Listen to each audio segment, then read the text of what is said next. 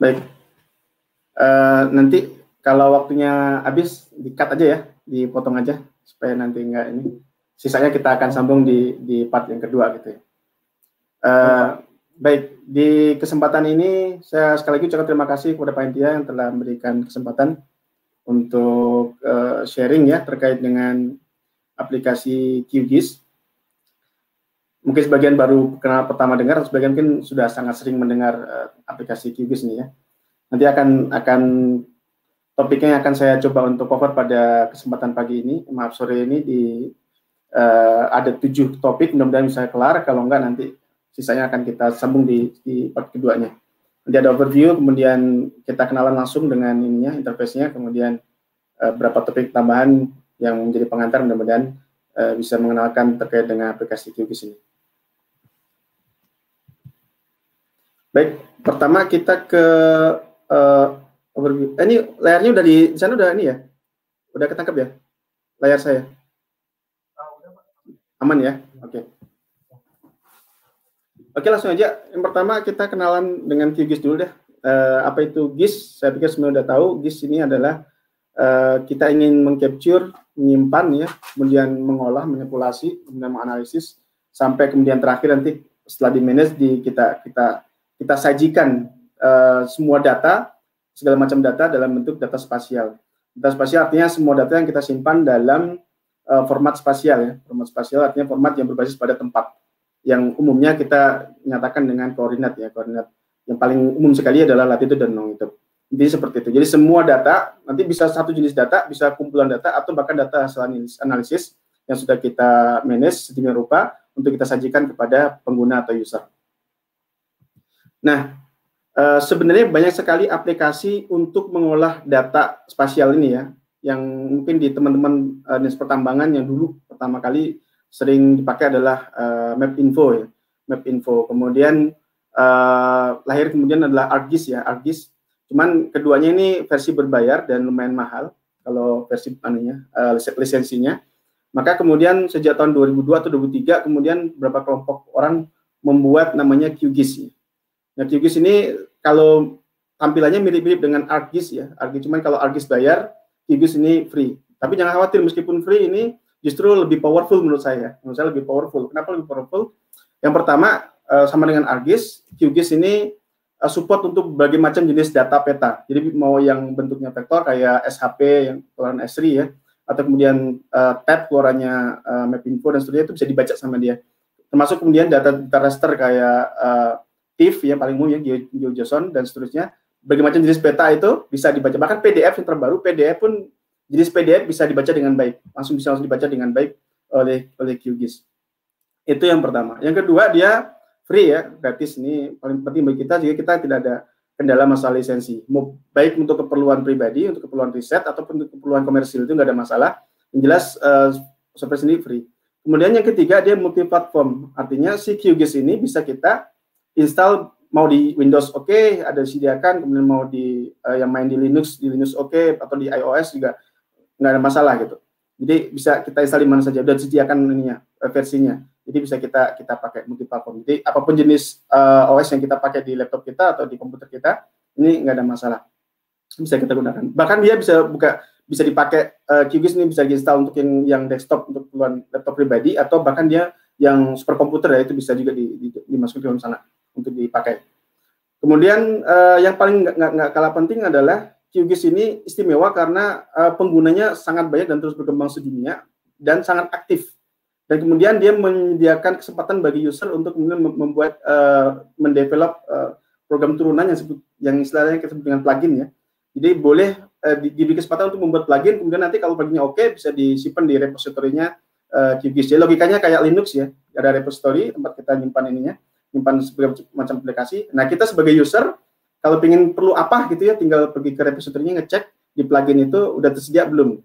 Atau juga mungkin beberapa komunitas itu membuat plugin, mereka simpan sendiri di web mereka sendiri. Itu juga boleh dan oke gitu ya. Nanti kita tinggal install secara manual. Sehingga karena penggunanya sangat aktif di dunia ini, kelebihannya software ini terus berkembang. Berkembang dan sekarang sudah banyak komunitas QGIS yang spesifik.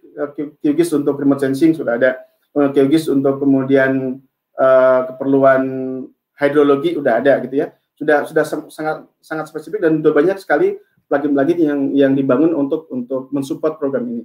Jadi ini kelebihannya QGIS. Jadi dia terus berkembang dari waktu-waktu karena komunitasnya cukup besar sedunia. Nah, untuk komunitas sendiri yang untuk tempat tanya jawab, saya pikir ini semua udah hafal ya, ini Stack Action ya. Khusus untuk Stack Action udah ada gis.stackaction, ini udah tempat kita nanya-nanya lah, ini saya mentok di sini, di sini pergi aja Stack Action, biasanya di sana sudah ada yang nanyakan, atau kalau belum ada kita yang nanyakan.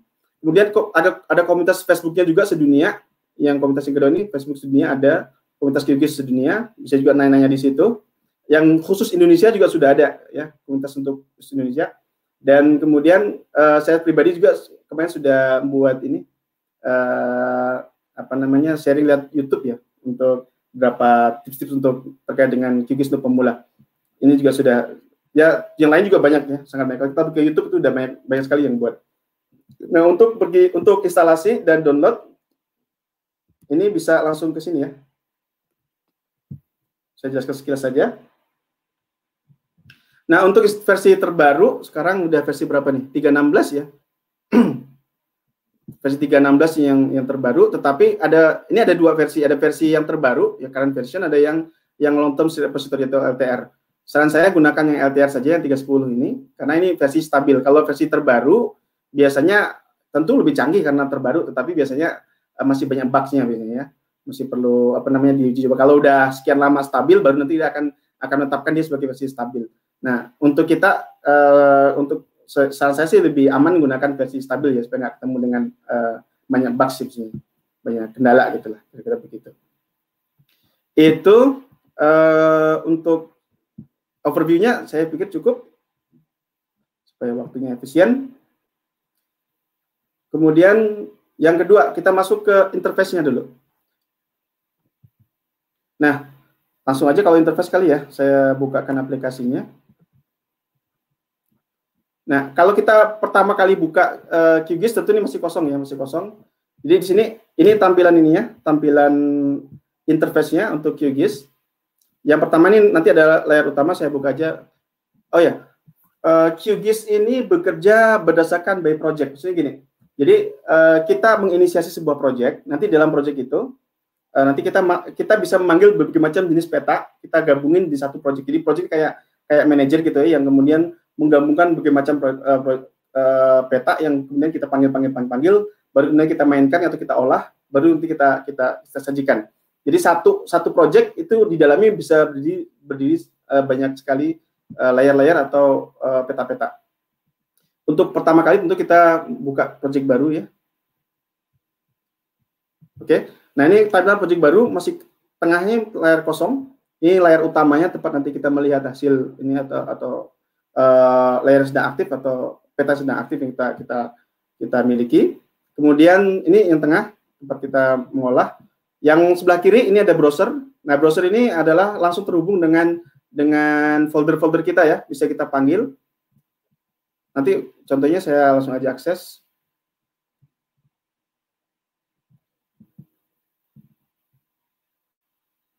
Mana saya simpan di ini. Saya ambil contoh ya.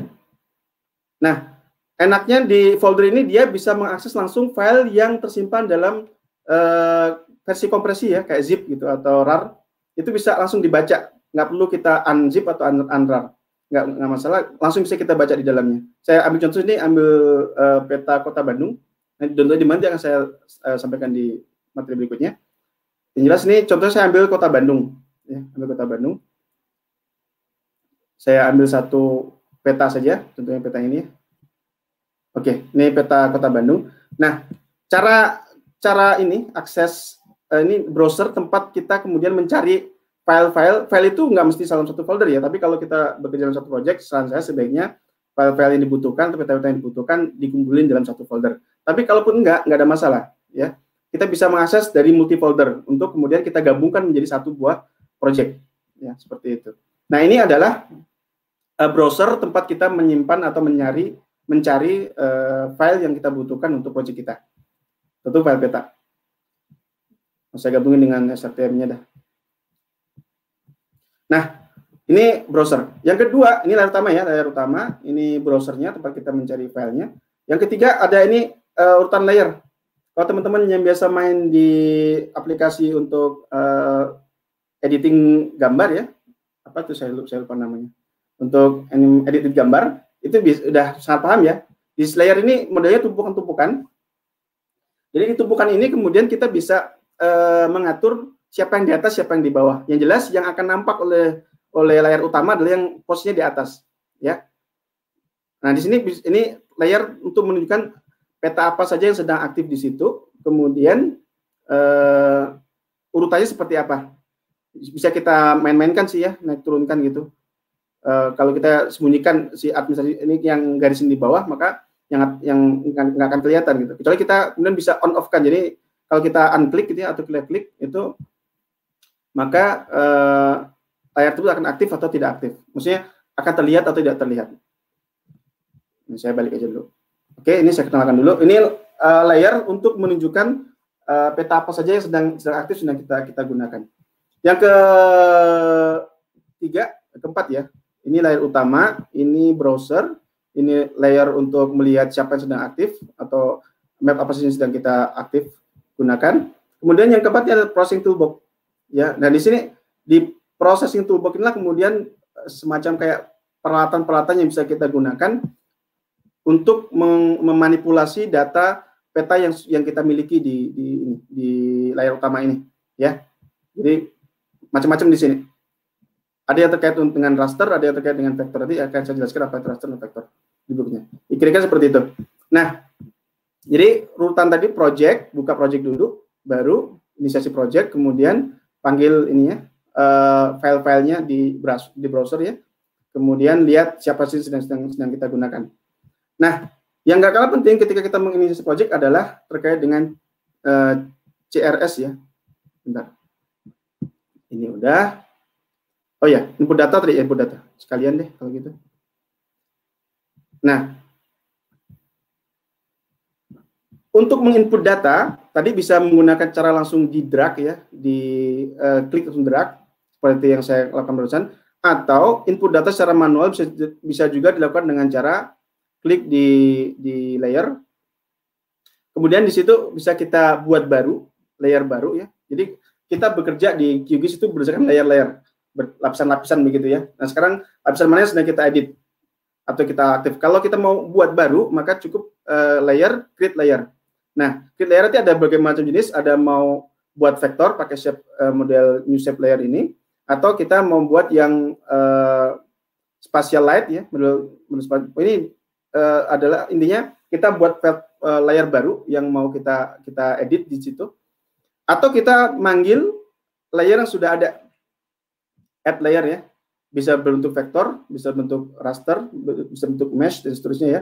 Bahkan kita bisa panggil juga data table ya dalam bentuk CSV. Kalau di Excel itu kan kita bisa simpan dalam bentuk CSV, kita bisa panggil, atau pakai data yang TXT ya, .txt itu juga kita bisa panggil. Intinya dia akan bekerja berdasarkan kolom ya, kolom. Jadi kalau kita di kolom itu yang wajib ada kalau kita ingin manggil data atau input data menggunakan TXT atau CSV adalah kolom untuk koordinat. Harus ada koordinat X, ada koordinat Y. Mau dalam bentuk latitude, longitude oke, mau dalam bentuk UTM juga oke. Ini untuk manggil data. Kemudian yang berikutnya yang ingin saya sampaikan adalah terkait dengan koordinat. Ini langsung kayaknya. Input data udah. Oke, selanjutnya terkait dengan layer yang aktif. Untuk layer yang aktif di sini, saya ambil satu contoh ya, yang ini file raster saya. Ini SRTM Bandung. Ini terkait dengan SRTM itu data ini ya, data DIM ya, data ketinggian atau topografi model dari SRTM ya, satelit SRTM. Ini tampilannya ini bisa kita mainkan. Pertama kita bisa klik kanan. Setiap layer yang ada bisa kita klik kanan, kemudian kita klik di properties untuk melihat informasi terkait dengan peta ini, terkait dengan layer yang sedang kita akses ini. Yang pertama tentu terkait dengan informasi terkait layer tersebut. Nah, layer itu misalnya satu ini ya, bisa bentuk data raster atau dalam bentuk data vektor. Nah, di sini informasinya, nama filenya asal Bandung, lokasinya di mana. Nah, yang paling penting adalah CRS. CRS-nya terkait dengan, nanti akan saya jelaskan lebih detail, terkait dengan koordinat sistem yang digunakan di peta itu. Ya, tentu kita sudah sangat hafal di yang paling umum CRS 4326 ya, terkait dengan latitude dan longitude. Nanti kan turunannya ada yang versi lain, ini UTM ya. Kalau latitude longitude kan dia sedunia satu patokan ya, satu acuan. Kalau yang lebih detail, kalau kita main di lokal, kita bisa menggunakan UTM. Yang satunya adalah meter, tapi dia di dunia itu di blok-blok ya. Di blok-blok menjadi berapa insan, misalnya total jumlahnya 62 atau berapa gitu. Nah, kemudian ini CRS untuk peta tersebut. Kemudian jenis filenya tipe geotiff, kemudian kalau dia nanti di remote sensing ada berapa band ya, ada berapa, dalam satu file itu ada berapa band. Kalau di remote sensing kadang-kadang kalau kita download file, satu file downloadan itu nanti ada, seandainya di Landsat satelit Landsat yang punya NASA itu ada 13 band, berarti nanti ada 13 layer ya. Satu file, satu layer ini punya 13 band ya, 13 layer di dalamnya. Seperti itu. Kemudian dimensinya dan ukuran pixelnya, ya, ukuran pixel ini. Itu untuk informasi. Yang kedua yang perlu kita ketahui adalah terkait dengan ini source yang bisa ganti-ganti SRTM, CRS maaf, simbologi. Nah, simbologi ini untuk mengatur tampilan ini. Ini kan hitam putih.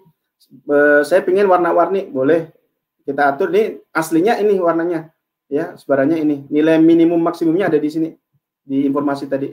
Di sini juga bisa nih di simbologi. Nah, ini minimum si peta ini minimumnya 649 nilainya, maksimum 1087. Nah, kita ingin mainkan dia tampilannya biar warna-warni, kita bisa main seandainya pakai pseudo color ya, single band pseudo color, warna-warni. Warnanya juga tipe warnanya kita sangat hafal di geofisika. Warna-warni silakan dipilih. Kalau biasanya untuk topografi warnanya yang ini gitu ya, tinggal apply aja. Nah, kita lihat di sini warnanya berubah ya. Nah, tapi warna ini bisa juga kita atur, aduh ini kalau saya ingin abaikan yang daerah utara yang tinggi-tinggi banget, saya ingin daerah Bandungnya saja. Makanya bisa kita kecilkan tampilannya, minimum maksimumnya kita atur seandainya sampai 700. Maka kita daerah yang di atas 700 akan dibuat satu layer, yang lainnya nanti akan dibuat warna-warninya dari nilai yang tadi kita input. Oke, properties. Ya. Oke, itu udah. Atau kemudian berikutnya simbologi udah ya, minimum maksimum. Ini terkait dengan tampilan warna, mau warna aslinya, multi-band color atau pakai single band gray gitu atau seterusnya. Atau hill shade ya, hill shade kalau untuk yang topografi biasanya kita bisa. Ini model hill shade ya, yang kayak tampilan ini. Dan seterusnya. Nah, hill shade ini bisa kita atur ininya, arah sinar mataharinya ya. Kemana gitu, nanti bisa kita atur apply ini dia warna tembakan arah matahari dari mana gitu seterusnya, ini bisa kita atur. Kemudian berikutnya transparansi. Oke, saya balik dulu ke simbologi, warna biasa aja, single band, apply di sini. Oke, nah biasanya kan kalau dalam mengolah peta kita ingin zona-zona yang nggak kita sedang gunakan, kita ingin dia hilang gitu, nggak usah ditampilin. Nah, untuk melakukan itu kita bisa menggunakan di transparansi. Di transparansi ini kita tinggal klik nilai atau posisi yang ingin kita hilangkan. Ya, saya ambil contoh ini, klik ada satu daerah utara saya hilangkan saya gitu. Nah, saya ingin nilai dari 800 lah, 800 sampai yang tadi saya nggak hafal, saya masukin aja 10.000 gitu. 1000 ini saya hilangkan atau transparansikan jadi 0%, 100% hilang gitu. Nah, kita lihat daerah yang memiliki ketinggian 800 sampai 1000 ini hilang dari tampilan kita. Oh, di utara masih ada nih. Oke, saya tambahkan lagi sebenarnya 1200. Nah, yang atas jadi hilang. Oke. Itu untuk transparansi. Nah, histogram nanti terkait dengan sebaran pixel ya. Coba kita compute. Ini sebaran pixel value atau sebaran nilai di peta tersebut. Ini ketinggiannya dari 0 sampai 1000 berapa tadi itu. Dominannya ternyata ada di histogram biasa lah ya. Ini dominan di dalam peta kita yang kita miliki itu ketinggian dominan dari di nilai ini 700 ke bawah ini ya, seperti itu, dan seterusnya. Nah ini nanti bisa dibuka satu persatu terkait dengan fasilitas apa sih yang dimiliki. Baik, itu untuk properties ya, setiap layar. Jadi setiap layar. Nah bedanya nanti propertiesnya begini. Kalau ini kan data raster ya. Nah ini data vektor yang garis-garis begini. Propertiesnya akan beda tentu ya, karena ini vektor. Ya, menunya akan beda. Nah ini bisa kita, kalau di vektor kita mainkan garis ini jadi putus-putus gitu ya, warna jadi hitam, dan seterusnya bisa kita atur. Nah itu sama mainkannya di properties. Bisa tampilin dua-duanya, bisa dihilangkan salah satunya. Baik, itu terkait dengan layer ya, terkait dengan layer. Apalagi ya? Next. Ini tadi, oke, ini tadi udah property layer ya. Yaudah, nanti sebelum masuk berikutnya, nanti setelah selesai kita mengedit tampilan layar kita, nanti untuk menyimpannya supaya lain kali kita ingin memanggilnya kembali, nanti satu file ini kita akan ikat dalam bentuk project, kita save projectnya ya. Save project itu bukan, beda ya. Kalau save file project itu file yang akan menggabungkan semua peta yang tadi kita panggil. Sementara kalau file vektor atau file raster, file peta itu akan terpisah, bukan satu kesatuan. Nah saran saya nanti kalau bisa semua file itu, baik file projectnya maupun file-file yang dibutuhkan untuk project itu sebagian disimpan dalam satu folder. Jadi ini file pemanggilnya, projectnya, ini file-file yang akan dipanggil oleh dia. Gitu. Meskipun itu tidak harus seperti itu, ya. Nah ini bisa kita simpan sebenarnya file projectnya. Nah bentuk file projectnya QGZ ya. QGZ.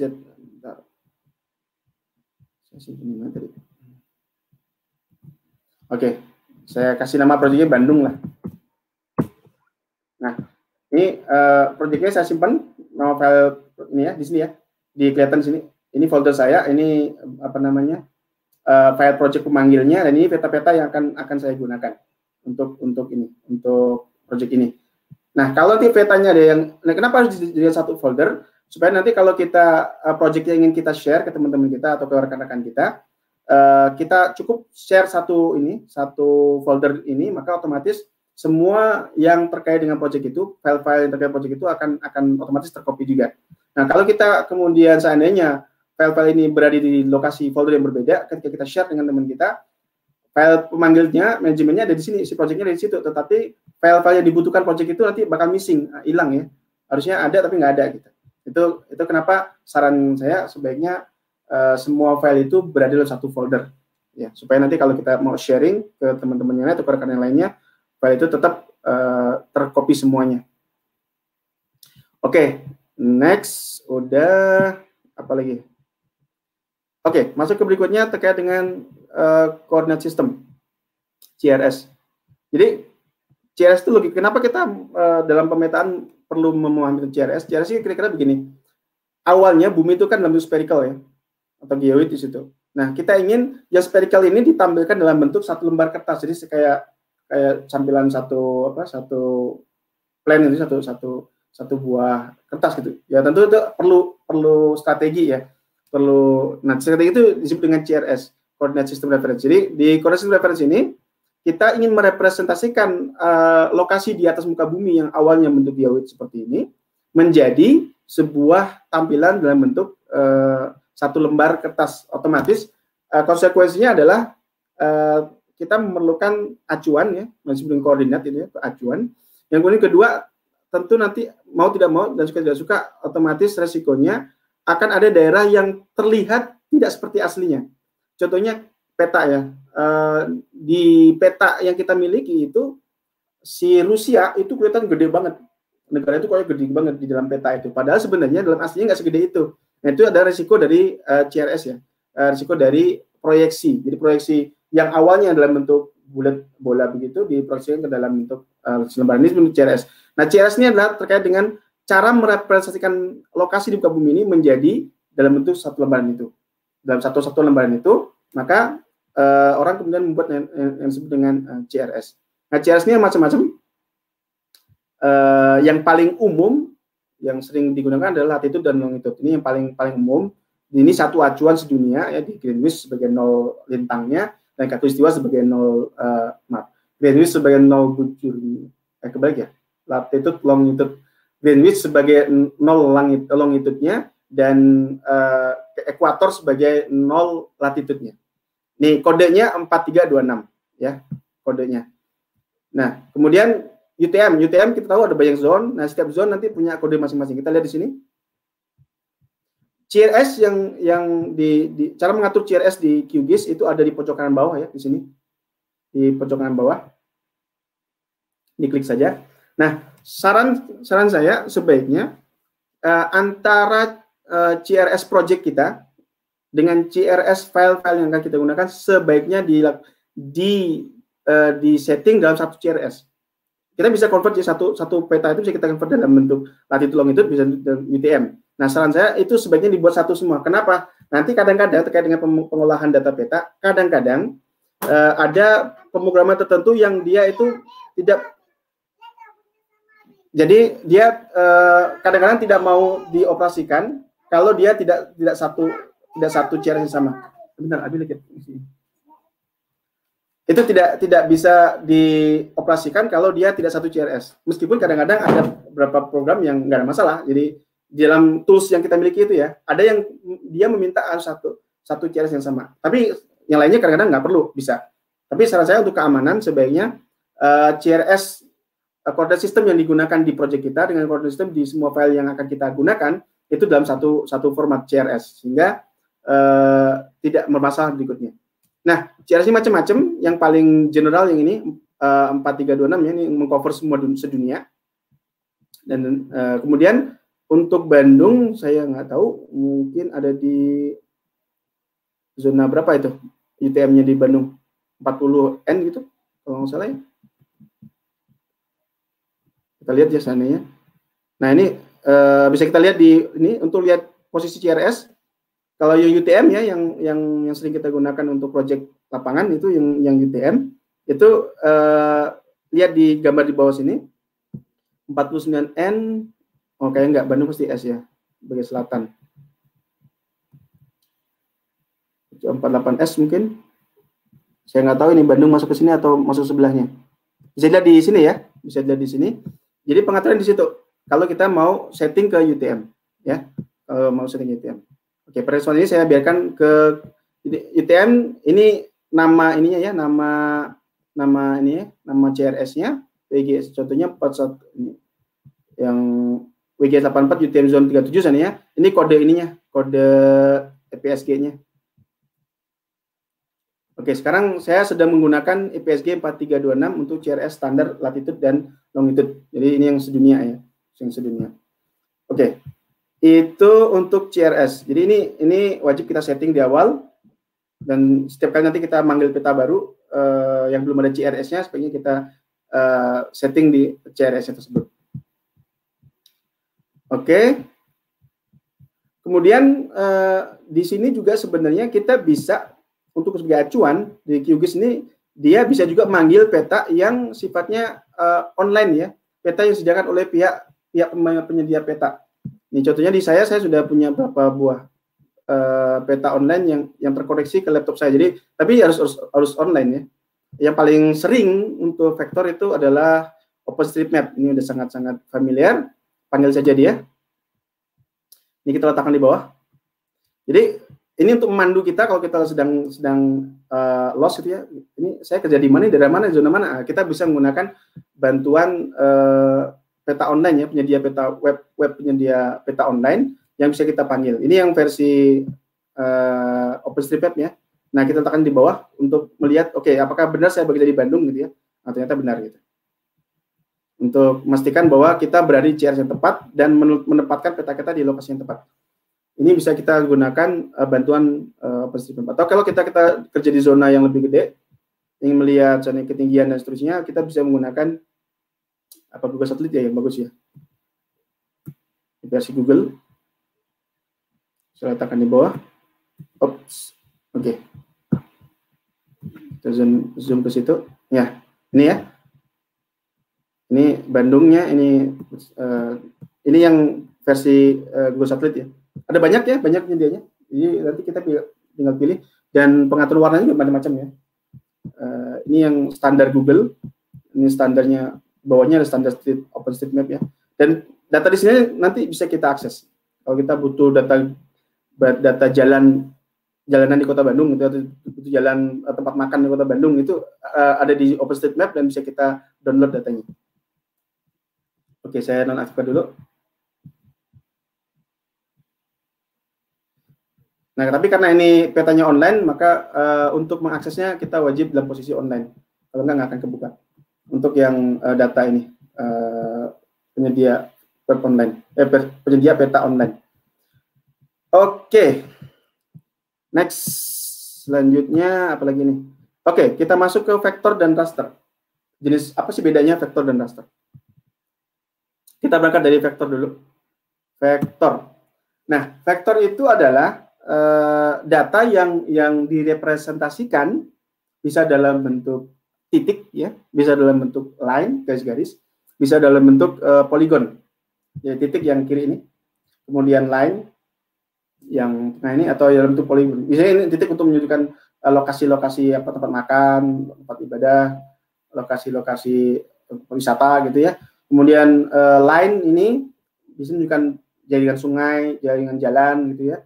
Batas negara atau batas wilayah itu pakai line. Kemudian poligon menunjukkan terkait dengan peta kewilayahan, misalnya terkait dengan kecamatan atau terkait dengan kota, terkait dengan kabupaten, provinsi atau bahkan negara, seperti itu. Atau kita bisa saja buat poligon versi kita sendiri ya. Kita punya project di mana gitu, kemudian kita ingin buat poligonnya ini areal pertambangan yang kita mau kita garap, kita atau survei yang mau kita garap. Itu bisa kita buat sendiri. Ini tipe vektor. Jadi ini tipe data vektor yang nanti pengelolanya menggunakan tool yang terkait dengan vektor. Nah, terkait dengan vektor ini, setiap isi dalam vektor yang ini saya ambil contoh di poligon ya. Di poligon ini saya ambil satu titik di tengah-tengah ini. Satu titik ini disebut dengan satu layer ya, satu feature lah gitu ya. Satu feature ini, di setiap satu feature itu kita bisa menyimpan banyak informasi ya. Nah, terkait wilayah sebenarnya saya klik di sini terkait kota apa gitu. Nah, di situ nanti terkait klik di situ yang tersedia infonya apa saja. Kita bisa memasukkan data ID tempat itu, kemudian luasan tempat itu, kemudian jumlah penduduk di kota itu, macam-macam informasi bisa kita masukin ke dalam ini table ya. Jadi satu titik ini ada berbagai macam informasi yang direpresentasikan oleh satu layer itu. Satu feature itu, satu feature ini. Saya ambil contoh yang Bandung tadi. Ini data garis Bandung tadi ya. Yang ini vektor. Kita lihat untuk melihat isi informasi apa saja di situ. Kalau ingin lihat langsung bisa menggunakan bantuan ini. I ya, kita klik I, maka otomatis tombol feature aktif. Kita klik sembarangan garis, sini kita garis. Oke, saya klik di sini. Satu feature ini isinya apa saja sih? Nah, kita bisa lihat di tabel feature ini.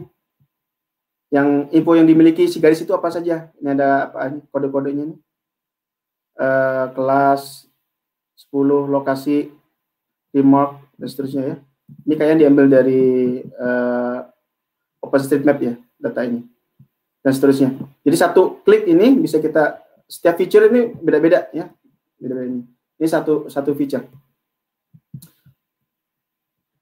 Nah, ini yang di dalam satu feature ini kita bisa menyimpan berbagai macam informasi. Setiap informasi satu jenis informasi disimpan dalam satu kolom. Ya, satu kolom. Nah, dalam satu kolom ini satu jenis informasi isinya, kalau ini ada 100 buah feature, maka akan ada 100 buah garis, 100 buah baris ya. Baris menunjukkan feature-nya, sementara si kolom menunjukkan jenis informasi yang tersimpan di feature itu. Atau disebut dengan atribut feature ya. Atribut feature. Ini kalau atribut apa aja yang dimiliki oleh feature itu dalam kolom. Sementara baris menunjukkan ini garis-garis ini punya feature yang mana. Kita lihat langsung aja di QGIS ya. Contohnya di sini kita untuk lihat isi feature-nya bisa langkah kedua selain pakai I, pakai tabelnya langsung ya. Open attribute table. Jadi sini si attribute table ini menyimpan informasi apa saja terkait dengan si feature yang kita miliki itu. Kalau kita klik satu, yang ini sebenarnya, saya nggak tahu ini baris yang keberapa ini. Tapi saya sembarangan, saya bisa bolak-balik ya. Saya pilih baris yang ini, kemudian saya cari ini di peta di yang mana sih feature-nya. Tanda ini tanda mikroskop. Oke. Saya zoom in, zoom out dulu. Oke, baris. Nih, yang kecil ya, nggak kelihatan nih. Saya blok dia lebih dari satu. Saya feature 1 sampai feature ke-8 saya blok. Saya cari ini di mana lokasinya. Masih belum kelihatan juga. Itu kelihatan yang kuning itu ya. Oke, ini lebih satu saya akses lebih dari satu feature. Oke. Nah, yang sedang saya blok ini itu yang kalau saya di sini saya blok, maka di sini berubah warnanya jadi kuning. Jadi feature-feature ini mewakili si baris-baris ini mewakili satu feature ya, satu baris satu feature. Ya, seperti itu.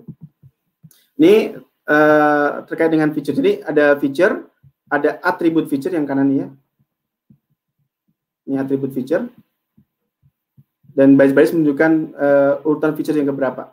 Satu chunk ya, satu potongan itu satu feature ya. Seperti itu. Jadi, nah nanti informasi yang dalam kolom-kolom ini bisa kita tambahkan, ya, pakai kita edit dulu nanti. Untuk mengedit ini, peta ini, klik kanan ini kita perlu aktifkan dulu tombol editingnya. Oh sayang, petanya ini nggak bisa diedit nih, petanya yang saya download nih. Tapi mungkin bisa copy dulu. Bentar, zoom out dulu deh. Coba saya edit. Kayaknya dikunci sama yang ngasih peta. Copy feature, oke, saya buat file baru aja. Edit, paste feature as new vector layer. Oke, saya buat vektor baru, layer baru, isinya sebenarnya ngopi di situ aja. Saya buat misalnya, oke. Nah, kalau kita ingin menyimpan satu layer, satu peta, maka jangan langsung ketikkan nama ini di sini ya. Jangan, nama file ini jangan. Tetapi kita pastikan dulu akan kita simpan di folder mana, karena kalau enggak ini bakalan nanti tersimpan di file sementara, susah ngaksesnya. Dan kadang-kadang dia gagal. Nah, kalau untuk menyimpan file, akses dulu ke foldernya. Lokasinya di mana? Letakkan dulu foldernya, dokumen, tadi apa? Intro to QGIS. Oke, nih. Bandung 2 sini. Bandung apa ini? Kecamatan atau Bandung apa? Desa lah, atau kelurahan ya. Jadi di sini dalam menyimpan file, kalau kita mau buat file baru atau kita copy dari file yang ada, kita copy mau kita edit tanpa mengacau file yang lama, maka sebaiknya nanti harus diakses sampai ke lokasi folder itu berada, harus lengkap ya. Nama filenya di ujung, Bandung Kelurahan sananya di situ, tetapi lokasi dia di mana itu juga harus di-declare di sini. Seperti itu. Nah, kemudian CRS-nya kita setting sampai 4326, kalau mau kita ubah juga bisa ke UTM. Ya. Jenisnya mau biarkan otomatis atau kita tentukan ini jenis garis line, boleh. Jadi bisa line, bisa point, bisa polygon ya untuk vektor. Ini saya line. Oke. Nah, sekarang saya punya file kopian yang dari Bandung tadi. Nah, ini bisa saya edit. Nah, untuk edit ini, edit vektor, tinggal klik di ini, toggle editing dulu. Ini harus diaktifkan dulu. Kalau enggak, dia nggak akan bisa diedit. Diaktifkan dulu. Nah, kalau udah aktif, maka semua fasilitas untuk mengedit si vektor itu aktif. Ya. Begitupun kalau kita buka tabelnya, di sini juga kita bisa menambahkan tambahan informasi. Seandainya di Bandung itu kita tambahkan, seandainya ini klik. Ini untuk yang kuning ya, nambah atribut, klik kanan. Nama atributnya seandainya saya kasih nama apa ya?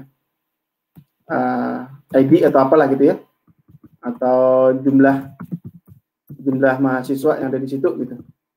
Jumlah anak ITB yang tinggal di situ, itu bisa ya.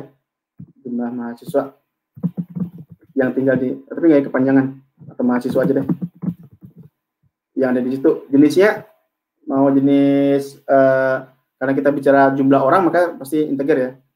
Tapi kalau terkait dengan wilayah nanti kita bisa menggunakan yang whole number nih ya, yang pakai koma-koma atau pakai desimal, atau kalau dia terkait dengan informasi yang sifatnya tulisan maka bisa menggunakan string ya, simpan dalam bentuk string, atau tanggal dan waktu seterusnya. Itu bisa kita atur.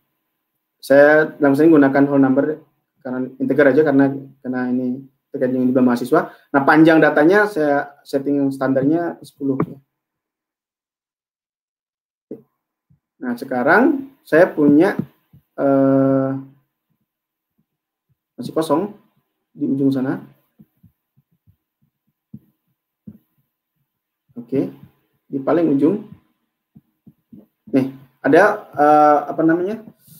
Ada kolom baru, namanya kolom mahasiswa baru saya buat. Isi masih kosong. Ini bisa kita isi manual di26 ITP tinggal di situ, ada gitu seterusnya bisa. Ya, kita isi manual bisa. Atau nanti kita ekspor dari Excel, kita panggil ke QGIS untuk kemudian dikonvert menjadi SHP bisa juga. Baik, itu terkait dengan vektor. Nah, nanti informasi ini, informasi yang tersedia table ini, bisa kita kemudian manipulasi dengan cara saya ingin membuat kolom baru, membuat tambahan atribut feature baru yang isinya merupakan hasil operasi dari atribut feature yang lainnya. Nah, kita bisa menggunakan namanya field calculator ya. Jadi untuk mengedit informasi, saya ingin info tersebut adalah hasil operasi dari ini tambah ini, atau ini kurang ini, atau bagi ini dan seterusnya, atau menggunakan logika on atau n ya dan seterusnya bisa. Itu bisa kita mainkan di feed calculator untuk vektor. Itu udah dulu vektornya, nanti habis waktunya di vektor. Apalagi yang perlu? Oke, ini terkait untuk atribut ya, untuk editing vektor tadi ini sudah. Jadi untuk atribut untuk vektor ini kalau kita ingin edit, aktifkan dulu toggle editingnya, baru kemudian contohnya nih ya, ini saya mau buang bagian ini, itu bisa ya. Saya pakai ini, dipotong sananya, speed. Saya ambil contoh. Ops, ini aja. Misalnya ini ingin saya potong, ya bisa menggunakan speed feature ya. Klik kiri, klik kanan. Kita lihat apakah berhasil. Oke. Nah, ini sudah terpotong dua. Yang tadinya belum. Sorry.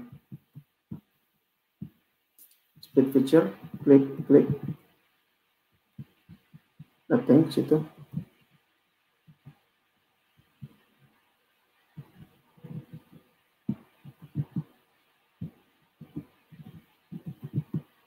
Oke, ini sudah terpotong di situ gitu ya. Jadi kita bisa potong-potong yang awal satu garis, satu feature kita bisa potong jadi lebih dari satu feature. Baik, itu jadi kita aktifkan tombol editingnya, kemudian kita bisa pilih feature mana yang mau kita manipulasi, kemudian bisa kita tambahkan atau kita buang. Yang kuning itu untuk menambahkan, yang merah untuk membuang, atau kita ingin membuat baru dengan menggunakan bantuan kalkulator, feature kalkulator bisa kita mainkan pakai build kalkulator. Selesai, itu untuk vektor. Kemudian jadi data berikutnya adalah raster. Nah, untuk raster beda sedikit beda banyak dengan vektor. Kalau vektor itu data dinyatakan dalam titik, dalam garis, atau dalam poligon yang bisa kosong di situ, bisa ada datanya, bisa nggak ada datanya. Kalau raster, maka semua data, kalau kita punya satu lembar peta, maka semuanya harus punya isi, ya. Saat penuh gitu ya. Nah, setiap potongan ini disebut satu pixel, ya kayak gambar ya. Di satu lembar itu dipotong-potong dalam berapa pixel, ya. Nah, terkait dengan ukuran pixel tersebut, satu pixel mewakili kalau jarak sebenarnya berapa meter. Ini kita sebut dengan resolusi peta. Kalau petanya ada konversi ya kalau peta yang bisa dinyatakan dalam 1:10.000 atau 1:20.000 itu kalau dikonversi menjadi ukuran resolusi meter itu berapa gitu. Contohnya peta SRTM atau peta nanti kita jelaskan. Tapi kira-kira begini. Satu raster itu adalah satu buah lembar yang isinya tuh penuh. Semuanya harus ada nilainya, ya.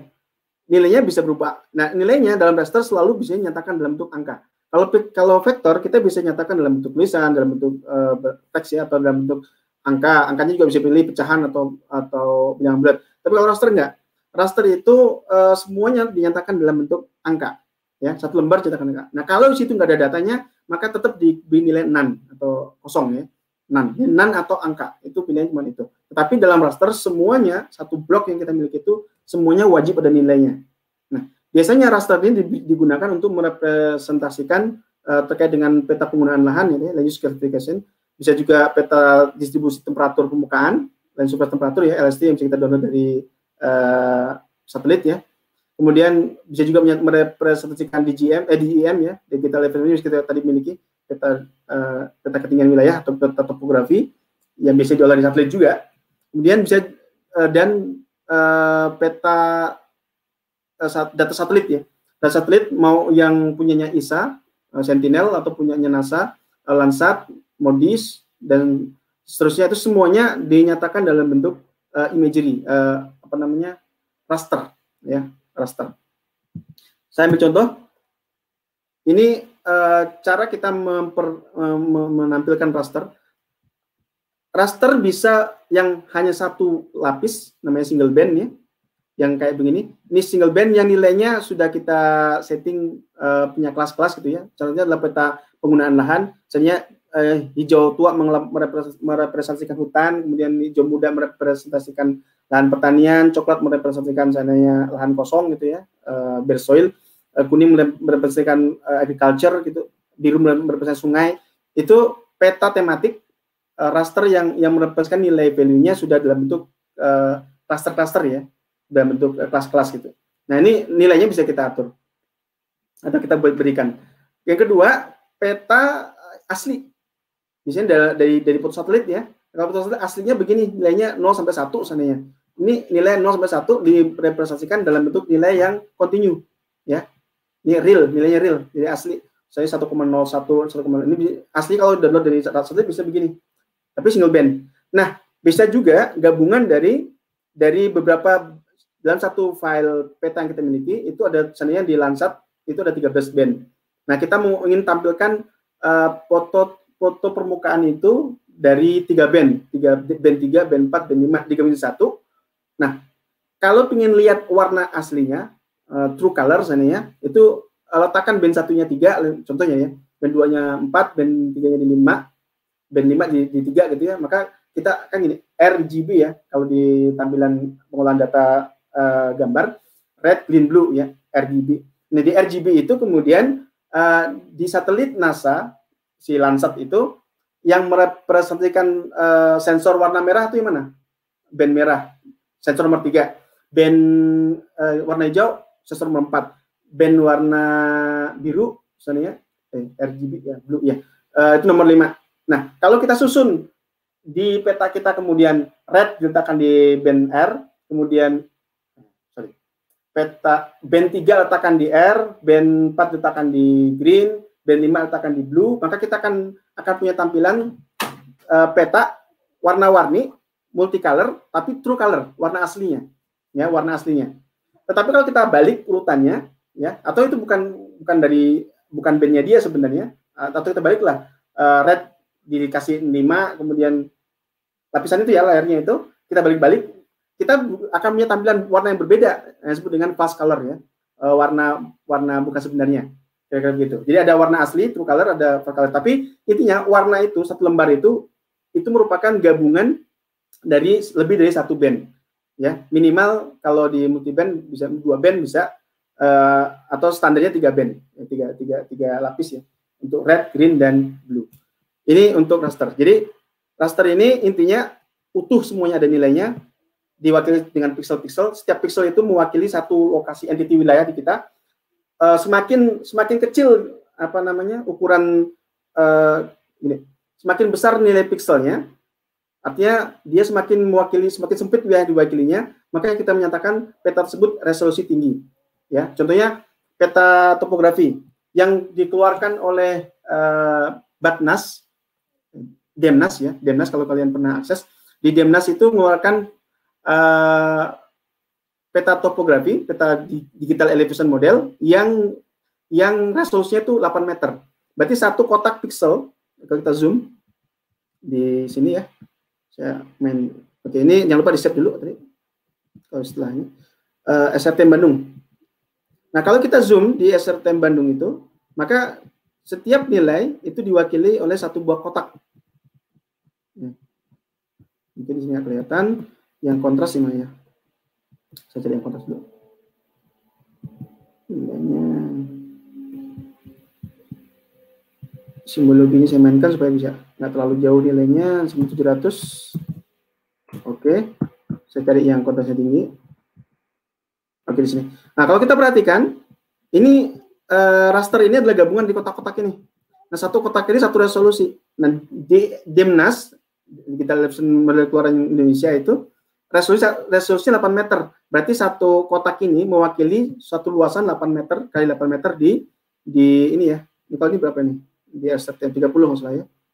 Kira-kira. Nah, kalau SRTM itu mewakili 30.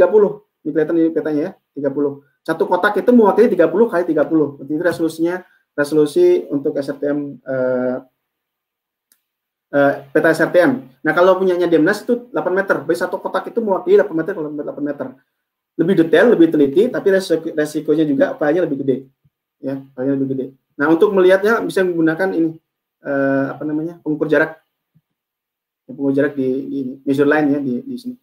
Untuk mengukur jarak-jaraknya. Atau kita juga kalau ingin lihat jarak Bandung Timur ke Bandung Barat itu berapa ini M60 ya, klik aja. Oh, sorry. Berapa jaraknya itu? Ada 20 ribuan, berarti 20 kilo ya. Ujung-ujungnya Bandung ya, Bandung Timur ke Bandung Barat. Bandung Barat ke Bandung Timur. Oke, itu raster. Nah, untuk raster nanti informasinya di metadatanya ya, terkait dengan ukuran pixelnya tadi, resolusinya bisa kita cek. Kita langsung lihat aja di barangnya, di properties ya. Di propertiesnya si raster itu ada metadata yang informasi. Ini ada informasi terkait dengan berapa band di situ, kemudian originnya, nah nih pixel size nih, kemudian berapa kolom, berapa baris ya, ada di sini informasinya seperti itu. Ini satu raster. Jadi raster itu utuh, harus semuanya ada nilainya. Kalau vektor tadi boleh hanya bagian-bagian yang kita kasih, bisa titik atau baris atau poligon. Nah, kalau raster untuk pengolahan data raster, kita punya raster kalkulator. Ini ya, ini raster kalkulator. Kalau tadi vektor punya field kalkulator, kalau raster punya raster kalkulator. Di sini kita bisa lihat seandainya saya ingin ngambil daerah, contohnya begini. Di raster kalkulator, tolong buatkan saya sebuah raster baru, di mana nilainya, diklik aja. Semua nilai ketinggian di Kota Bandung yang kurang dari 800 meter. Kurang dari 800 ya. Kayak gitu. Contoh ini yang paling sederhana, operasi sederhana untuk. Nah, kita buat raster baru, namanya Bandung Oke, materi. Oke. Bandung minus atau kurang 800 ya, 800 lah. Artinya semua ketinggian daerah Bandung yang kurang 800. Oke. Maka saya punya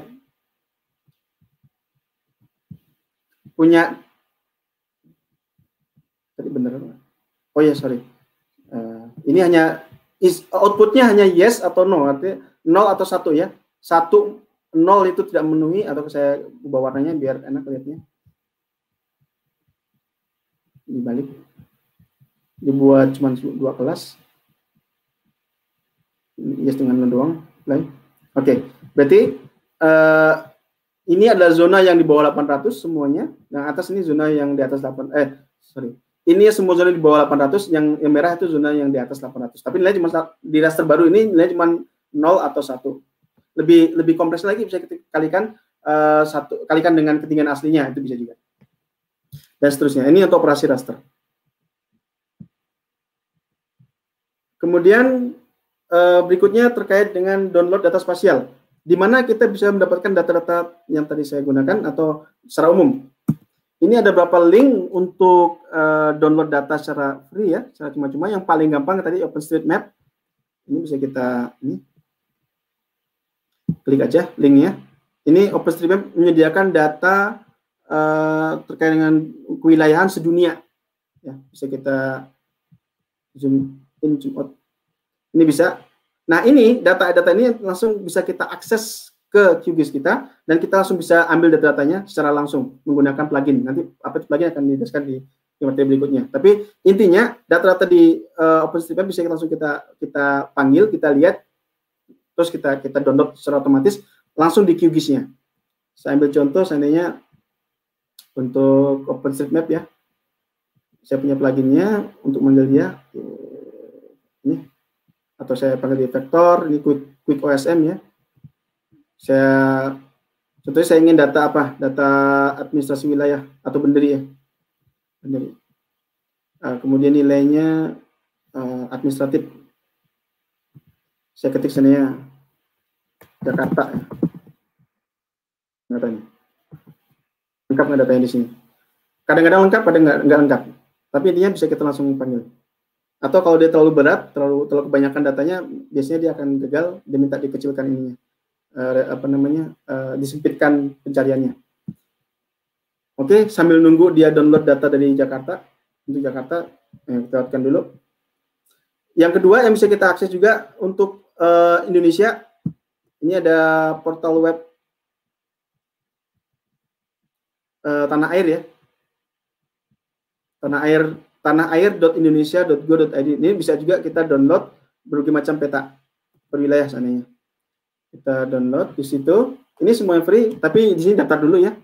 Ya daftar aja biasa, di register ya. Nanti masuk punya akun, punya password, free, tinggal download. Nah, kalau saya ingin download data Bandung, zoom ke arah Bandung. Tadi di Bandung saya download ya.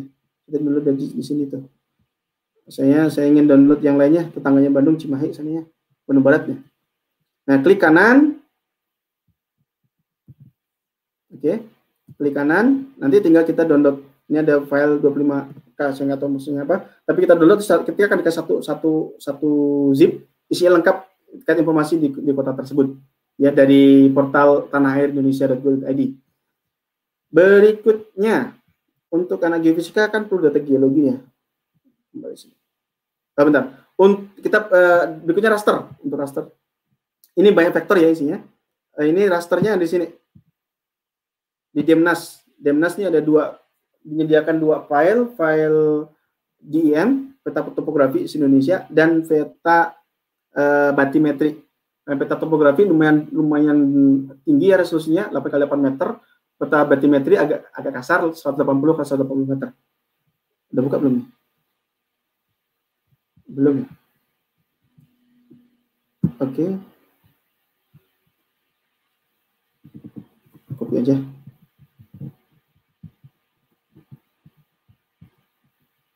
Ini untuk data Demnas. Di Demnas, daftar dulu ya. Daftar dulu, nanti dikasih akun password. Bisa download data DEM, bisa download data batimetri. Saya ambil DEM aja dulu. DEM, masukin ininya. Nanti daftar dulu, register. Keterangannya di sini ya. Terkait Demnas.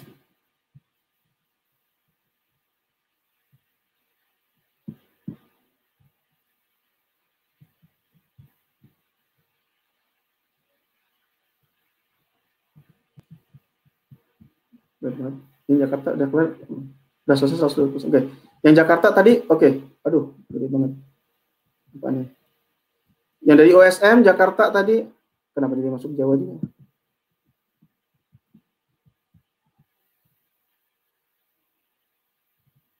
Boundary administratif Jakarta.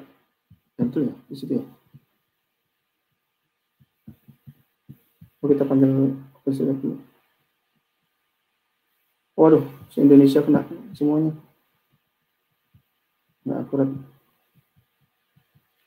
Oke, kita zoom out. Oops. Matikan OpenStreetMap-nya. Zoom out lagi. Oke. Ini di mana lagi sama dia kasih?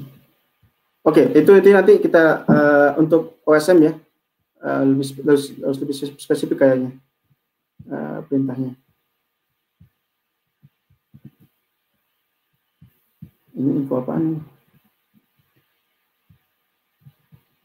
Oops, kita klik, aktifkan. Not dong.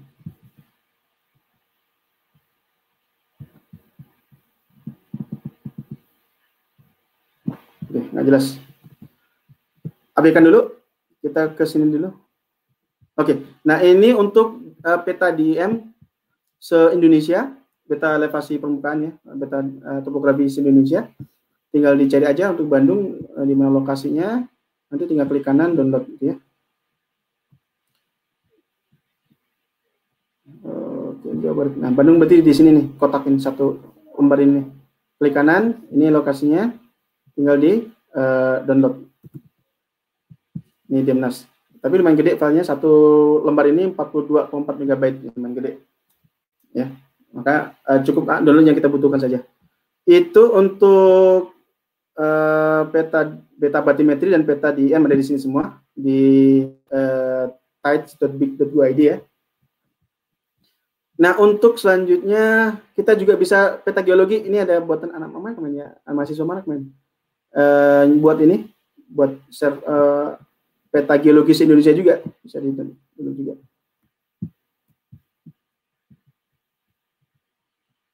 Oke, ini untuk peta geologi se-Indonesia. Ini jadi sediain di sini. Kalau peta umum ya, nanti kalau ada project mana gitu, sampai Semari Sumatera deh. Nah, ini peta geologi lembar Sumatera di lembar berapa itu? Untuk resolusinya 1:240.000. Untuk skalanya, sorry. Ini untuk peta geologi. Silakan download di sini. Atau terkait dengan OpenStreetMap. Ini juga bisa langsung kita panggil di sini. Kalau ingin menambahkan ini, di sini di XYZ file ya. Saya ingin nambahkan koneksi baru, new connection. Saya perlu namanya bisa kita buat sendiri, tapi intinya linknya, URL-nya. URL-nya saya sediakan di sini, nanti filenya bisa saya share. Saya ingin seandainya mana yang belum saya masukin. S3 udah, Google udah. Saya nggak tahu apa yang statement. Ini coba aja diakses yang ini. Statement trend. Kayak apa itu? Ya, di sini. Ini yang penting linknya. Ya, linknya. Ya, anggaplah ini statement. Statement. Ya. Namanya bisa kita masukin sendiri. Selebihnya oke-oke aja. Nah, ini udah ada statementnya. Ini ada di dalam list saya. Di sini masukin, tarik ke sini. Nah, ini hanya bisa diakses, ya. Oh, nggak bisa dibuka. Ini yang terrain ya. Oke, nanti dicoba-coba aja ya. Jadi intinya ini filenya nggak di kita, di servernya mereka, tapi kita bisa langsung panggil ke QGIS kita, ya. Nah, untuk downloadnya biasanya kita memerlukan tambahan plugin proses khusus untuk mendownload data yang ada dalam peta online tersebut, ya, seperti itu. Ini yang online, versi online-nya. Dan terakhir waktunya habis ya. Terakhir ini georeferencing. Jadi kalau kita sudah punya peta sendiri, ya punya peta sendiri, karena kita download yang peta geologi. Saya ingin kemudian memasukkan ke dalam QGIS saya. Tentu kan petanya itu direpresentasikan masih dalam bentuk pixel ya, bukan dalam bentuk informasi spasial yang bisa dibaca komputer maksudnya. Maka kita perlu georeferencing. Intinya adalah memberikan referensi pada si peta yang kita panggil itu, bahwa ia kalau kita letakkan di muka bumi, letaknya di koordinat yang mana, ya, kira-kira begitu georeferencing. Nah, untuk georeferencing caranya saya ambilkan dulu semuanya. Saya punya contoh satu file Kota Bandung tadi. Nah, untuk georeferencing kita panggil filenya pakai sini raster, ada georeferencer, panggil file yang mau Biasanya bentuk gambar ya, bentuk gambar. Kita punya bentuk gambar nih, contoh Bandung Geologi. Mana yang belum di? Oke, ini masih bentuk gambar. Open. Nah, ini saya mau, ini saya buang aja dulu. Ini anggap saja belum ada. Ya. Remove. Nah, saya ingin memberi informasi bahwa peta ini kalau kita letakkan di aslinya, dia akan berada di mana posisinya. Maka kita biasanya kan di setiap peta sudah punya skala ya, punya garis skala. Nah, letakkan dia sini. Oke, di sini. Ini garis skalanya di pojokan ini itu koordinatnya 107,30 menit, ya, 37 derajat 30 menit dan seterusnya. Kita kasih keterangan, beritahu ke QGIS bahwa si peta ini pada posisi yang saya klik sekarang ini, itu kalau kita masukkan koordinatnya, ia berada di 107,50 ya. 30 menit kan sebenarnya 5,5 ya, 7,5. Kemudian lintangnya, karena dia di selatan, Bandung ya, min 6,5 juga. Ya, oke. Selesai satu, zoom in. Ini terakhir ya, saya selesaikan dulu ini. Oke. Pojok kedua, minimal 3 titik, tapi kalau pengen aman 4 titik ya, 4 titik di georeferencing kan. Oke, kemudian pojok yang ini dia letaknya di 108 derajat min 6,5. Oke, 2 titik sudah. Titik ketiga ambil di bawah. Titik ketiga ambil di bawah di sini. Oke. Ini kesulitannya kalau dia nggak pas begini ya. Di sini 108 derajat, kemudian minus 7. Oke. Terakhir, saya perlu 4 titik biar aman. Gambarnya nggak miring-miring ntar. Oke. Kasih 1 titik yang kuning itu. Di titik ini koordinatnya adalah 107,5. Notnya minus 7. Oke. Nah di sini kayaknya aman ya. Kalau dia selisih nanti biasanya diberitahu ada DFD yang muncul. Kalau udah aman begini, berikutnya adalah setting referensinya.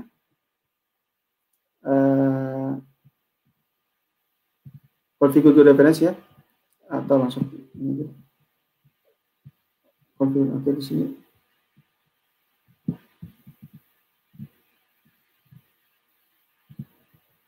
Ini udah oke.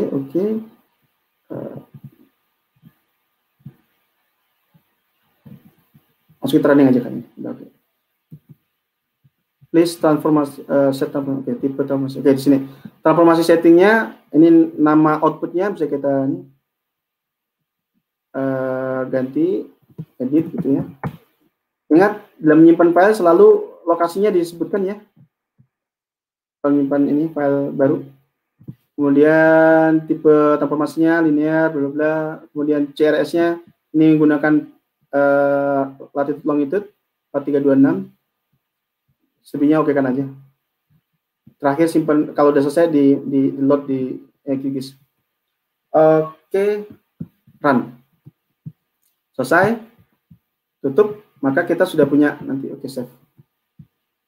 Kita punya file gambar tadi yang awalnya JPG atau PDF atau apa itu, sekarang sudah berada di tempat dia seharusnya berada. Untuk mengeceknya saya timpa dengan file tadi yang Bandung, administrasi Bandung tadi. Oke. Kelihatan nggak tuh? Gimana lokasinya itu? Oops, ada di situ. Oke. Nah, ini administrasi ganti warna aja biar, atau ini masih terklik. Oke. Nah, ini oke, lihat ya. Jadi ini Bandung, dan ini petanya tadi saya ambil dari file yang bentuk JPG atau JPEG atau PNG atau apa sih yang masih bisa dibaca. File gambar kita convert menjadi sebuah file yang sudah memiliki koordinat di dalam QGIS kita. Oke, sorry waktunya kelewat dari jadwal. Saya pikir untuk sesi ini sampai di sini dulu. Saya kembalikan kepada moderator kalau ada yang ingin ditanyakan atau didiskusikan. Silakan. Oke. Baik, terima kasih Pak Joko atas penyampaiannya, karena konsentrasi Pak untuk mahasiswa. Apalagi sebenarnya kalau kan dominasi itu yang jadi saya Pak, kalau kami itu jarang menggunakan aplikasi ini Pak. Jadi tergantung pemodelannya sejauh ini apa kayak itu menggunakan recording Python atau MATLAB itu Pak. Kalau untuk itu sangat, kalau saya melihatnya kayak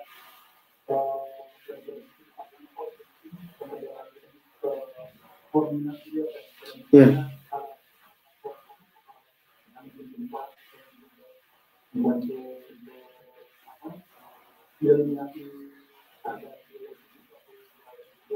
Ya, benar. Jadi mungkin kalau di geofisika nanti penggunaannya lebih banyak ke setelah kita survei gitu kan, kita buat laporan tuh. Atau kalau di sains kita buat paper atau buat jurnal gitu. Nah, itu kepentingan nanti terkait dengan ini.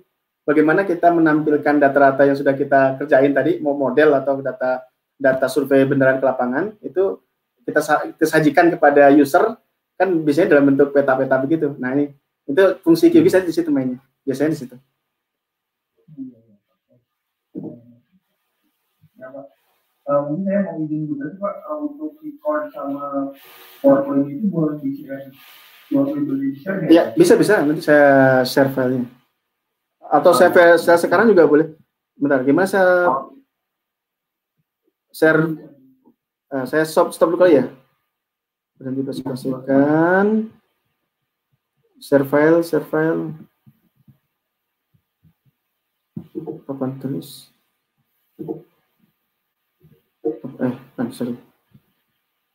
Sorry, saya jarang pakai Google Meet. Ini share filenya di mana nih? Di percakapan ya? Di percakapan ya? Kalau di percakapan, ini belum pernah share. Atau ntar gini aja filenya saya. Iya, nanti saya kirim ke Joshua, nanti tinggal di share ke peserta bisa untuk file PowerPoint-nya. Sama-sama.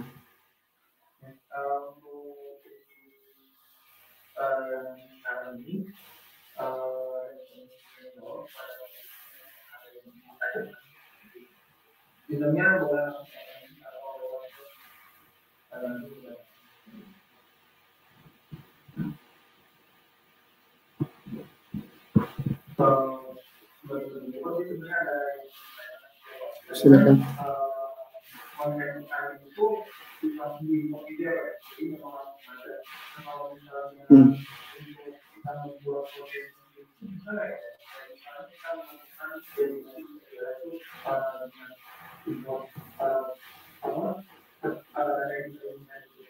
Bisa. Jadi kalau kita mau buat manual bisa, kita garis sendiri situ, titik sendiri itu bisa, atau kita import dari Excel. Kalau Excel kita simpan dulu dalam CSV ya, dalam bentuk CSV formatnya, atau dalam bentuk teks ya, TXT. Kita simpan. Tapi yang penting adalah di situ ketika kita mengimport file dari CSV ataupun dari TXT, yang penting di file itu ada dua kolom yang wajib ada, kolom koordinat. X-nya di berapa, Y-nya berapa, udah kan koordinat masing-masing, kemudian info apa yang ada di situ, di masing-masing itu. Kemudian yang kedua, nanti begitu kita manggil, kita akan diminta, ini koordinat itu di CRS yang mana, apakah dalam bentuk latitude longitude, 4326, atau kita isi koordinat dalam bentuk UTM. Nanti akan diminta waktu kita input. Tapi intinya, kita bisa langsung menggambar di lokasi bisa, atau kita punya foto atau apa gitu, sudah ada di situ, kemudian kita ingin mengcopy gitu ya, manual gitu, garis sendiri, apa blok sendiri, atau buat poligon sendiri, itu sangat bisa, sangat mungkin.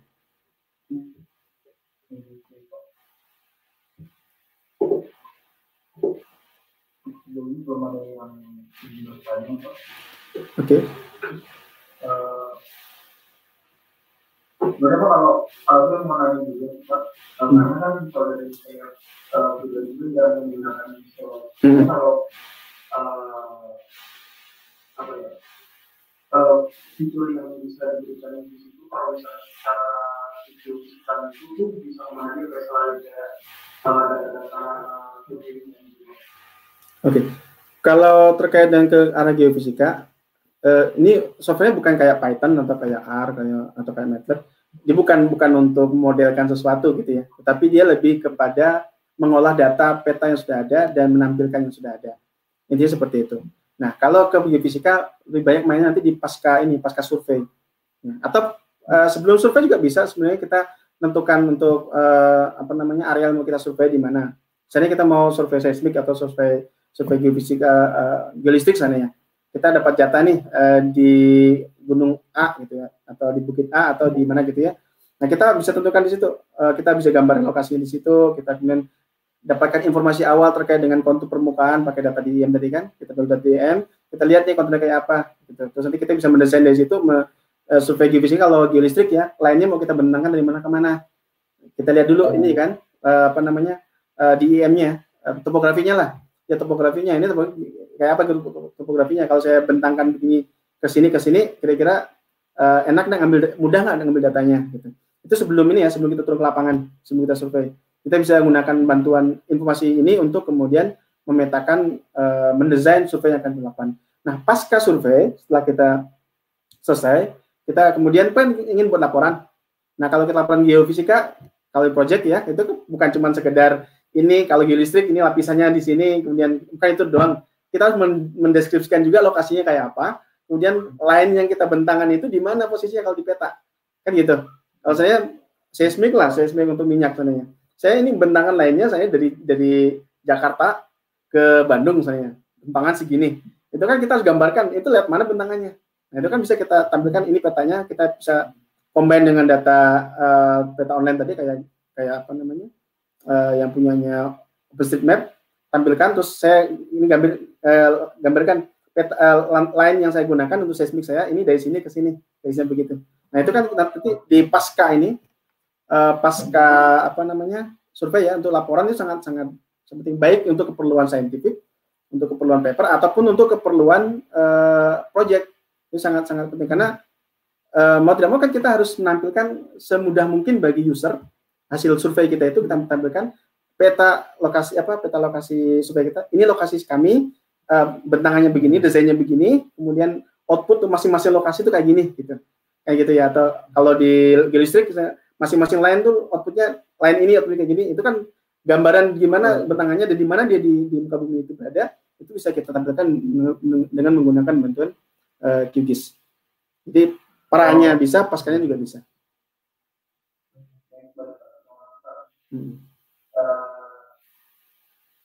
Kalau dari kolom ada yang bertanya, saya bacakan aja, Pak. Silakan.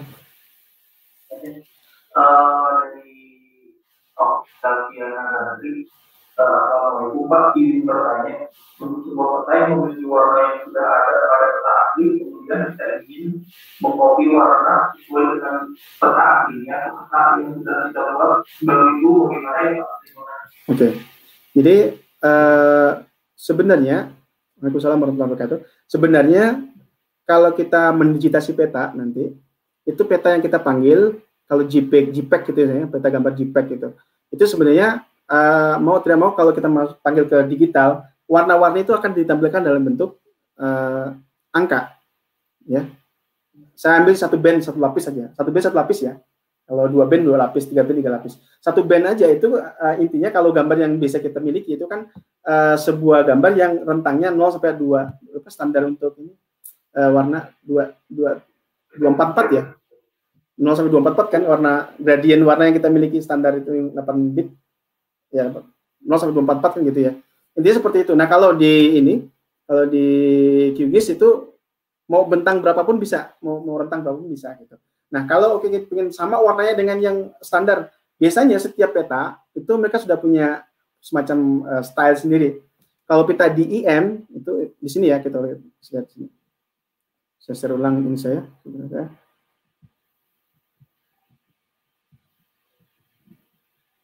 Saya close.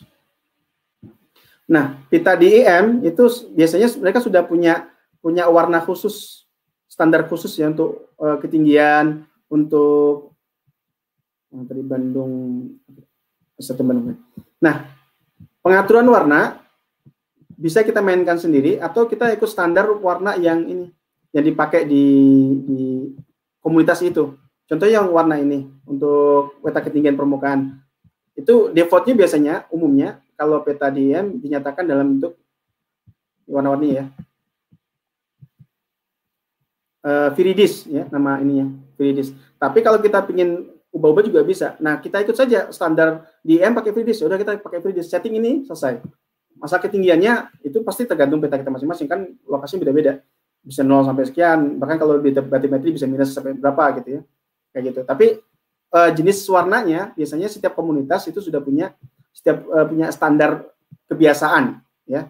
Kalau untuk peta ini, peta suhu permukaan itu bisa pakai ini magma ini ya, yang kuning nyatakan makin ke arah kuning makin panas, karena biru makin dingin kayak gitu. Intinya yang kita lakukan kalau ingin supaya sama dengan peta yang kita miliki, kita lihat peta kita peta apa.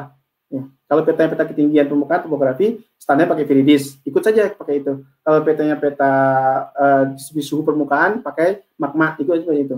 Tapi intinya itu satu di antara banyak pilihan ya. Kita bisa mainkan yang ada di sini, jenis gradient warna yang mau kita gunakan di kita. Gitu. Ya, jadi seringnya gitu aja. Tinggal lihat peta itu standarnya kayak geologi ya. Geologi itu kalau sedunia itu rata-rata sama antara geologi. Ini kan sudah ada warna-warni ya, ada kesepakatan warna, saya nggak tahu persisnya. Tapi bisa warna merah menunjukkan batuan tufa atau apa itu sih udah ada ini. Udah ada kayak kesepakatan baik di level nasional atau level dunia. Biasanya udah ada kesepakatannya. Jadi kita tinggal ikut aja yang itu gitu. Ya, tinggal ikut aja yang ada ini. Tapi kalau geologi ini kan dia tipikalnya bukan tipikal peta kontinu ya, tapi peta cluster. Maksudnya gini, satu cluster ini sudah dinyatakan untuk mewakili jenis batuan apa gitu. Itu tipe cluster seperti itu. Tapi semuanya nanti kalau kita masuk ke QGIS semuanya akan direpresentasikan dalam bentuk angka digital ya, seperti itu.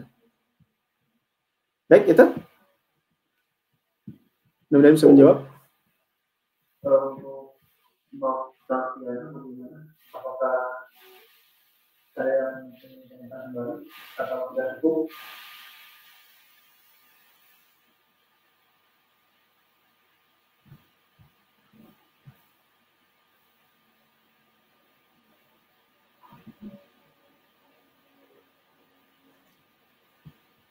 Seperti ini sudah cukup Pak. Oke. Untuk pertanyaan dari Mbak Fiana tadi. Mungkin ada yang ditanyakan lagi atau yang terakhir mungkin yang ya silakan. Oh ya silakan. Kalau ini bertanya Pak, saya ada dari perusahaan. Kan biasanya di perusahaan saya itu terutama menentukan pertimbangan dari suatu wilayah. Karena biasanya karena di suatu wilayah itu mungkin faktor pertimbangan negara itu tidak muncul. Nah biasanya kita melakukan interpolasi. Nah itu dia menjalankan interpolasi atau juga. Oh iya. Iya.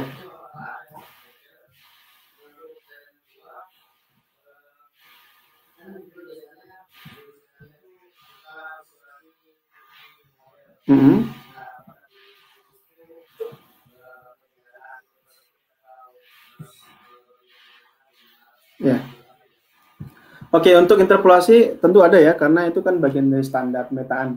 Saya lihatkan aja di sini di fasilitas yang ada. Ini saya berarti belum bongkar fasilitas yang kita miliki ya. Ini kalau peta kita dalam bentuk titik-titik kayak gini ya. Saya surveinya outputnya saya mapping suatu wilayah gitu. Outputnya titik-titik begini. Nah titik ini ada nilai-nilainya, terserah mau itu nilai apa saja ya yang kita masukin, yang penting adalah angka. Maka untuk menginterpolasi di processing toolbox ini ada banyak fasilitas untuk interpolasi. Nih pakai model IDW atau tin interpolation gitu. Itu silakan, nanti bisa digunakan ya. Jadi seandainya saya pakai tin yang paling umum tin ya. Di tin itu nanti apa tadi yang saya interpolasi? Pilih namanya bener di sini. Tapi harus angka ya, nggak boleh yang dalam bentuk tulisan. Maksudnya kan tadi kita sajikan di vektor kan bisa kita setiap titik mewakili angka atau setiap titik mewakili tulisan keterangan wilayah. Nah, yang harus diinterpolasi itu harus dalam bentuk angka ya. Terserah angkanya tentang berapa sih yang penting ada. Kemudian ini tadi nggak ada nilainya. Jadi nanti bisa kita interpolasi nilai-nilainya sebaran titik ini. Saya ingin tampilkan dia dalam bentuk distribusi utuh dalam satu raster gitu ya. Berdasarkan titik itu. Kita bisa menggunakan fasilitas DW interpolasi atau tin interpolasi. Nah, kalau peta sebaran kebakaran hutan itu bisa menggunakan heat map. Ya, heat map. Kita punya titik api di situ, kita bisa menggunakan bentuk ini heat map-nya sama. Nanti gambarnya kalau di sebelah kan ada semakin gede apinya semakin besar dia punya nih warna merahnya. Itu bisa. Ini untuk interpolasi sangat memungkinkan. Pertanyaan kedua tentang apa ya? Sorry. 3 dimensi. Ya, 3 dimensi kalau nggak salah saya belum pernah pakai, tetapi seingat saya ada pluginnya. Jadi setelah kita selesai, contohnya peta ketinggian, setelah selesai nanti kita bisa visualisasikan atau bisa kita convert menjadi peta 3 dimensi. Kalau nggak salah ada, cuma saya juga belum pernah pakai sih. Seingat saya ada ya. Ya ini ada nih, vector layer scatter 3D, ini ada nih. 3 dimensi. Saya coba aja nih, mau jalan apa enggak.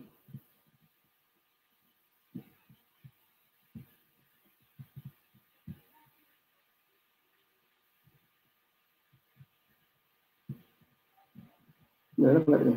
Tapi intinya nilainya harus angka dulu ya, kalau ini kayaknya bukan angka nih. Nggak bisa dibaca sama dia. Paling sini.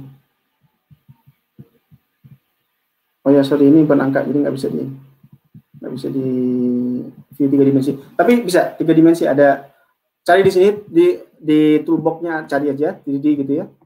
Itu cari aja proses apa yang kita miliki untuk plotting 3 dimensi, atau bisa menggunakan, kalau di sini nggak ada, bisa kita cari di plugin manage install plugin gitu ya. Cari di sini yang terkait dengan 3D. Ada DM 3D itu kan ada tuh. Jadi peta DM ke 3 dimensi. Ini ada nih fasilitasnya. Tinggal saya belum download. Nanti saya akan jelaskan lebih detail terkait dengan plugin ya. Tapi ini kayak semacam fasilitas tambahan di luar standarnya si QGIS yang bisa kita install. Tapi intinya apakah bisa? Bisa. Kira-kira begitu jawabannya. Sama-sama.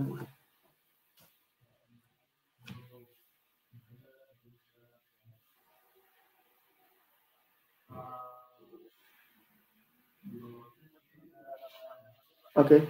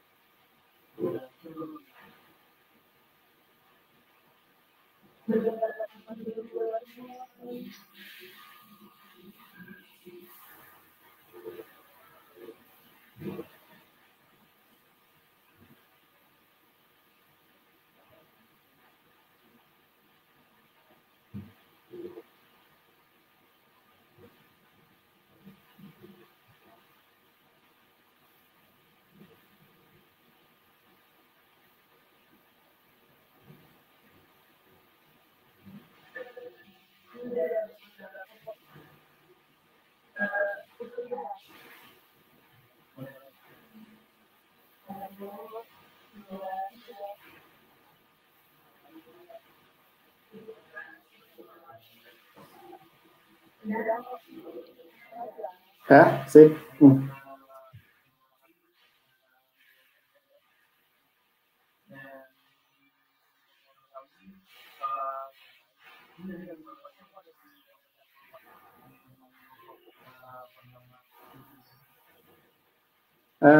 So far so good ya kayaknya, nggak ada masalah.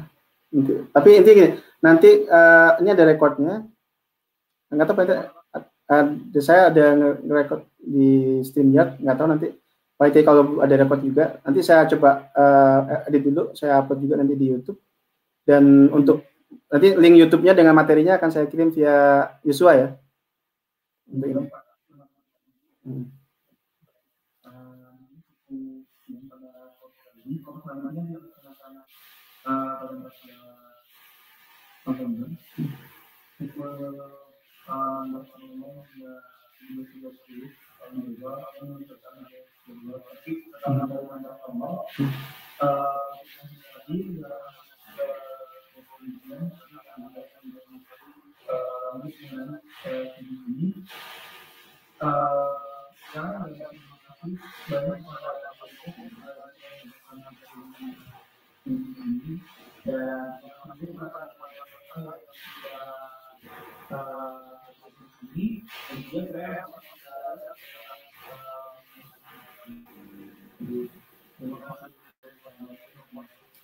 Waalaikumsalam warahmatullahi wabarakatuh. Selamat sore.